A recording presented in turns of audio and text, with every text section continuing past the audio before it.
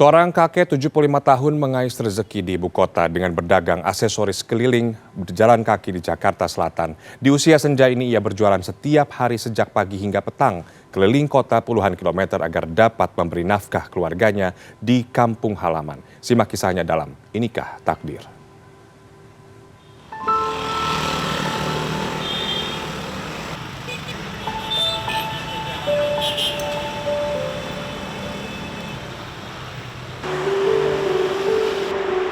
Jakarta pagi hari seperti di ujung hari. Nafasnya tersengal, terburu-buru. Konon kota metropolitan ini tak pernah tidur. Denyutnya terus dipacu 24 jam non-stop. Dan bagi sebagian orang, bergerak adalah satu-satunya cara untuk bertahan hidup di ibu kota.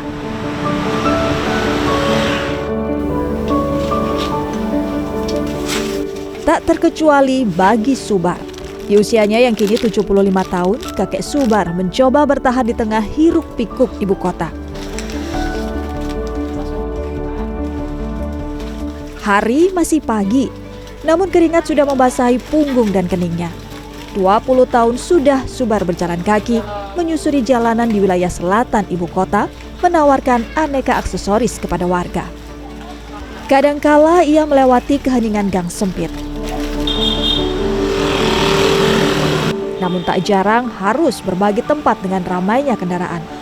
Sungguh sebuah pengorbanan bagi seorang lansia demi menafkahi keluarganya yang tinggal di sebuah kampung di kota Tegal, Jawa Tengah. Anak juga suruh nggak jualan, tapi walaupun situ sebulan ngasih 200, saya nggak mau. Daripada saya di rumah nganggur, nggak ada tenaga gitu. Mendingan saya jalan. Ini kalau nggak jalan sehari, libur gitu ya, ada sakit. Di bulan puasa, Subar tetap berjalan keliling puluhan kilometer. Pundaknya menjadi etalase dagangan mulai pukul 7 pagi hingga jelang maghrib. Rutenya tak main-main, dari wilayah Kalibata, Tendean, Bangkaraya hingga Kemang. Entah panas atau hujan, Subar tetap berjualan. Ketimbang bersepeda atau gerobak, Subar memilih jalan kaki karena merasa lebih aman. Meski begitu, ia mengaku badannya masih merasakan sakit hingga kini.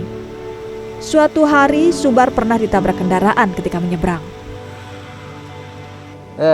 Sono lagi mau nyebrang, saya nggak terasa.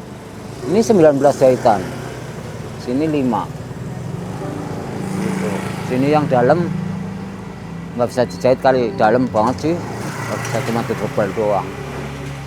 Pas begitu jam 8 masuk rumah sakit, untung yang nabrak tuh nggak ngabur, yang sering terasa sini kaki gitu. Padahal udah berapa tahun, kadang-kadang kalau habis duduk gitu buat mangkat gitu lah, berat gitu. Kisah Subar di Jakarta dimulai tahun 1971. Seorang diri, Subar datang dari Tegal, Jawa Tengah untuk mengadu nasib di ibu kota.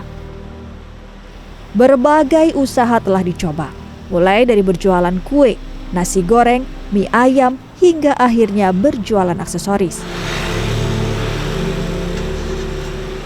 Subar mengakui 20 tahun terakhir berjualan aksesoris keliling karena satu kelebihan. Dagangan aksesoris masih bisa dijual keesokan hari jika tidak laku terjual. Berbeda dengan berjualan makanan yang akan rugi jika tidak laris.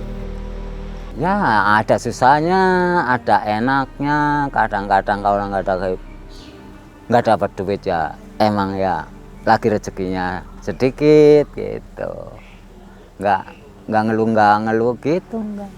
Barangkali gini hari belum dapat, ntar sore gitu. 200.000, kadang-kadang ya lebih, kadang-kadang nanjak 400, kadang-kadang iya pendapatannya. Kadang-kadang kosong. Subar tak pernah berputus asa pada kebaikan. Selalu ada saja dermawan, entah tetangga ataupun orang tak dikenal, yang membantunya mencukupi kebutuhan sehari-hari. Memang Kalau lewat kan saya jadi tinggal manggil aja gitu, terus saya gampang lah gitu. Harganya memang lebih murah, saya juga senang jadinya karena murah ya. Kebetulan suami saya dapat bonus, jadi ini juga bulannya memang saya harus berbagi. Jadi saya kasih sisanya gitu buat bapak itu, gitu aja. Puluhan tahun merantau, Subar belum pernah mencicipi kemewahan selama tinggal di kota besar. Subar tinggal di sebuah bilik berukuran 6 meter di kawasan Kalibata. Ya, hanya sebuah kamar, tanpa kasur atau bantal. Menempati ruang sempit ini, Subar harus membayar sewa Rp300.000 per bulan. Takdir saya kali dari kecilnya gitu udah begini, gitu makanya jadi orang bodoh. Nggak bisa apa-apalah, nggak bisa nulis gitu. Orang tua saya gitu lah, kali nggak mampu gitu, jadi nggak bisa sekolah, nggak bisa apa. Kalau sekolah kan mending cari kerja pak gitu. Meski sulit, namun belum ada niat bagi kakek 9 cucu ini untuk meninggalkan Jakarta. Subar merasa lebih mudah mencari uang di ibu kota ketimbang di kampung. Semua ini ia jalani demi mewujudkan mimpinya memiliki tempat tinggal yang layak untuk anak dan istrinya. Ya kepengen ada perkembangannya gitu. Ya alhamdulillah perkembangannya, punya keluarga. Ya tahu kalau orang Jawa kan begini, udah bisa bikin gubuk lah istilahnya, gubuk sawah. Kalau rumah kan cakep gitu. Nah, istilahnya bisa nyekolak anak buta sampai SMP Bu gitu. Ada yang sampai STE gitu. Ada yang cuma SD doang,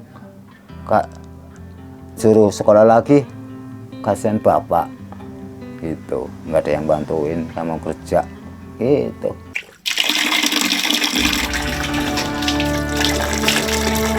Cobaan dan ujian yang diterima tak membuat Subar hilang arah. Dalam doa, Subar selalu mensyukuri nikmat sehat dan segala rezeki yang ia terima hingga saat ini.